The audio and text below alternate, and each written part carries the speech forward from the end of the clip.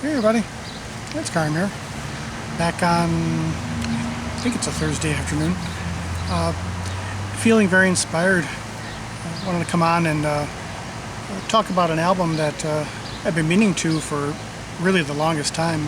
Probably nearly since I started doing videos about 6.5 years ago or so.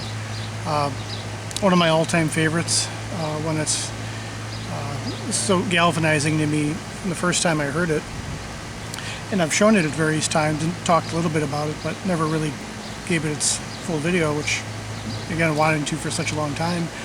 And as I've been getting closer to, well, I guess kind of I mean, I consider it for me a milestone, 30 years since hearing the album, something that was just so powerful to me. About the middle of June it would have marked that point. But feeling further inspiration from a very good friend who I hope many of you know by now. Shannon just did a video on this album, and a wonderful review. It was great to see. Just very touched by it, knowing that, I mean, she and I have known each other since really I started making videos, and she was making them a little bit before. But we found early on that this was, among other things, a real point of kinship and common ground between us. And yeah, she did a great review of this, and I figured, well, I'm really feeling it, feeling the inspiration. So Shannon, this very much goes out right back at you as a tribute. And I also wanted to do a tribute of sorts to the person who introduced me to this album way back when. And his name is Neil, and this is some of the story. Yeah, I figure out this will be more of a, well, just sharing memories and impressions of that time, and kind of how the album played into it. And yeah, I'll just get into it. So yeah, it's June 1990. Just out of 8th grade, about to go into high school. Summer's just starting. I'm 14 years old, and was going to get together with Neil. Now he's a longtime family friend, goes back with my folks back to the late 60s, and they had a lot of mutual friends going back earlier than that, here in the Berwyn-Cicero area, just outside Chicago. And he had really kind of taken me under his wing, from the time I was little. So very much extended family, and someone who's always very influential and inspirational to me. And we're going to get together. He had a summer cabin over in Michigan, directly across from Chicago, straight across the lake, just on the other side. You had the lake, you had the beach, which really extended for as far as you can see in either direction. Forested hill on the other side, just between that, and then you had, on the other side of that, you had some open countryside where the cabin was, a series of houses in the area.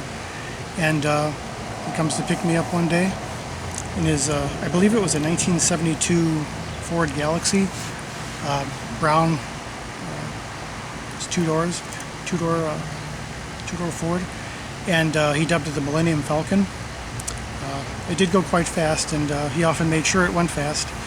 And so I get in with him, and we're getting ready to go. And he opens up, he had a cassette case, and says, "Oh, pick one."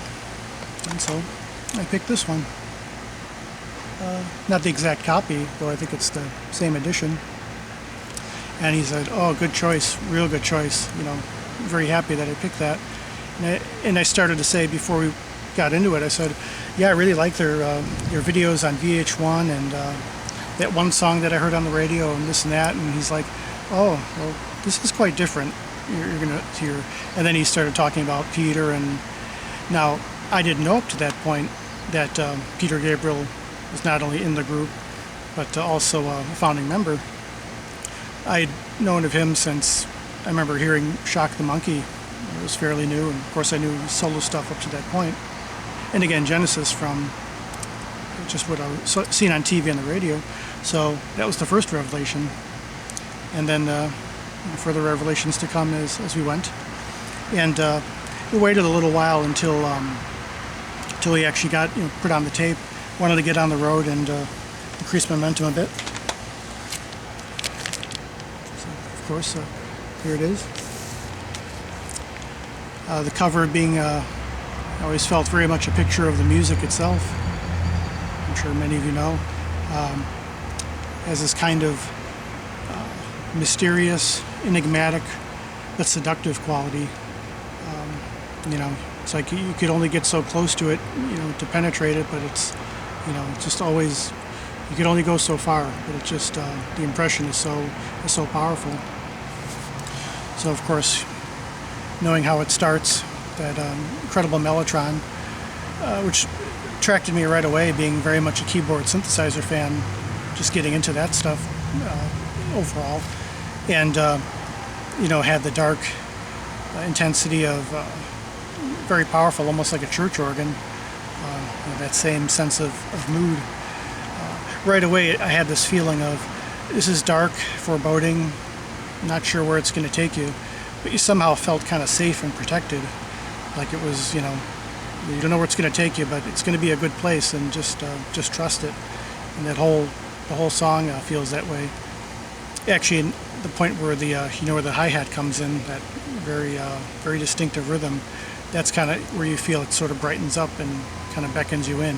And then of course the dynamics get higher and higher and higher, and it just, again, when you're 14 years old and hadn't heard anything like that, it was like the greatest kind of kick in the chest, and it was just, still feeling it now. And as it went on, of course, with his voice and everyone just coming in, playing in such simpatico, something that struck me right away, and maybe it's just me, I don't know if others feel the same way, but to my ears and to my body, really my whole body, from that very time, it was apparent to me how funky this music is. Just really funky. Maybe not in the stylistic sense, but there's a groove, the rhythm and the groove to it. It just kind of pulls you under and then pushes you up and just kind of moves you around a certain way that I just hadn't felt before. And also with the fairly subtle classical leanings, of course with Tony's keyboard and the interplay with Steve's guitar. I guess the revelation there was that what's known as funkiness and a certain European classical feel really aren't mutually exclusive. They're kind of, then the way they did it was really, they coalesced from moment to moment, throughout the album. And that's what I learned about the possibilities of music and expression in general, that you could have different areas or different strains that seem to be so different, that there really isn't a dichotomy there. It's just, it can be one thing fused. And of course, Get 'Em Out by Friday, it's further enhanced on there. And now throughout the time we're listening, driving along listening, every so often he would come in and kind of interject a little comment, Neil.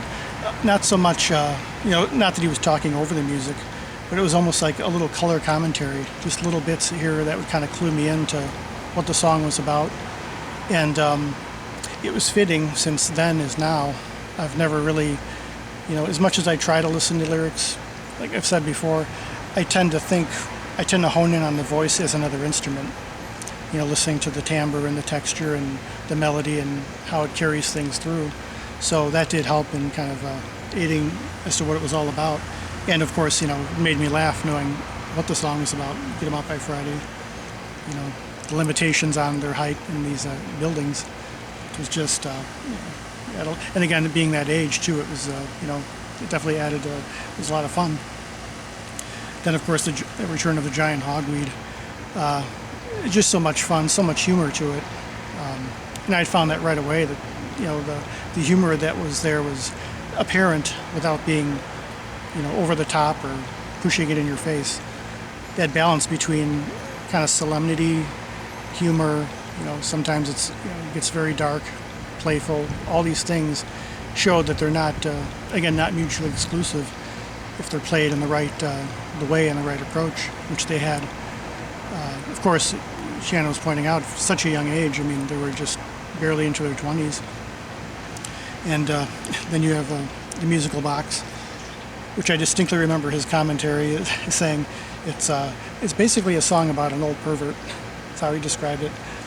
But really, the impression that came to me right away was really of standing in a room with these wide open doors and these kind of long lacy curtains, white curtains, sort of blowing side to side in the wind, and is kind of a dark moonlit night, and you have that kind of culmination of the wind and it just had that feeling to me, very subtle, especially during the slower parts of the song, which of course it went back and forth many times between being very intense and very soft and tender, and of course at the end, towards the end when he's just screaming now, it's just again, it was an intensity that was just it was kind of bowled you over. But again, the contrasts were just so fascinating throughout. And then of course with the knife, and knowing, having read the lyrics after some time and listening a little closer, it's like realizing just how dark and even macabre the subject matter is. But again, kind of a little bit of humor coming through, and again, it's just something that was just again, that intensity and tenderness, that comes through, but just throughout the whole album. It was just this, musically was a revelation, but again, also showed just all the various ways that art can be expressed, creativity. It just opened up so many new pathways for me, and again, hearing it in that situation,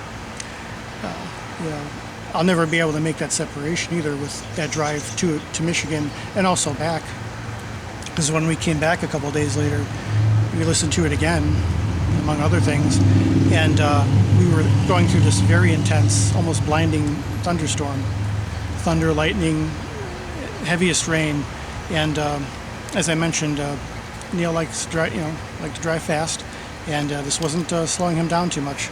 So imagine that, going that fast with this playing pretty much at a volume as loud as you could stand it. It may have even been a little too much for my ears at the time, but it was just perfect. Again, just kind of it captured that whole weekend. That was just such a whirlwind getting into this, among other music he had introduced me to at the time. So Genesis Live, I mean, there's so much I could say about this and so much I could have said about it over the years, and it's another one of those things. I can talk about this for I could do dozens of videos on this various times and still never quite capture what it means to me and how it just has impacted me from then till now. And I want to show you this. Neil made me this tape early '91. So you have the live album along with More Rock and Roll. Won't play anymore because the tape is just about to snap from many years of love and of use. And this is the copy I listened to for many years, because I always associate it with that time and with him and everything else, till I finally got my own copy. So nearly wore it out before that, but treasured for the rest of my life. So I don't know if I really said much of anything about the album, but I just wanted to basically share that story too, because it's something that will be linked forever, and it's just it'll always mean a great deal to me. So Genesis Live, if you have it, by all means give it another listen. If you haven't heard it, definitely need to hear it, and who knows, it could change your life in that way if you're not prepared for it. Who knows? But just wanted to come on and share that finally after a long time of thinking about it. And again, thank you to Shannon for further inspiration, and to anyone who hasn't checked out her channel yet, please do. Really, truly become one of my dearest friends in the world. You know, not just through this medium, or well beyond music appreciation community and everything else. If you like videos where you feel like you're truly with the person, where there's not a sense of video-ness, but you're really sitting across from them, sharing deep insights, empathy, you'll get all that from her. And yeah, I just couldn't recommend her highly enough. So please check out her channel. I'll leave it down in the notes. But, yeah, so just wanted to come on and share that. And, yeah, so I hope we're all doing as well as possible. Till the next one. Peace, love, and joy.